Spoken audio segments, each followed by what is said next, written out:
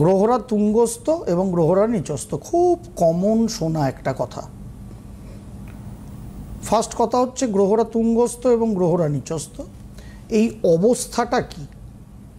জ্যোতিষ অ্যাঙ্গেলে গাণিতিক ফর্মুলায় আমি অবস্থাটার কথা বলছি না, ওটা তো জানেন আপনারা।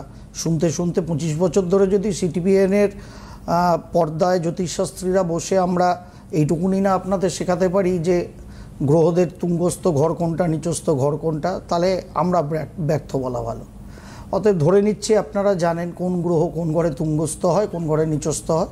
তুঙ্গস্থ এবং নিচস্থ বিষয়টা আপনাদের শোনা, কিন্তু দর্শনটা কখনো শুনেছেন কিনা আমি জানি না। মানে তুঙ্গস্থ গ্রহ মিন্স কি, তার দর্শনটা কি অ্যাকচুয়ালি? কোনো গ্রহ তুঙ্গস্থ থাকা মানে হচ্ছে সে মোস্ট প্লিজার পয়েন্টে আছে, মানে সব থেকে আরামদায়ক সুখস্থান বলা যায়, সে তার একদম টপ লেভেল অবস্থায় আছে। আর ঠিক তার উল্টো দিকে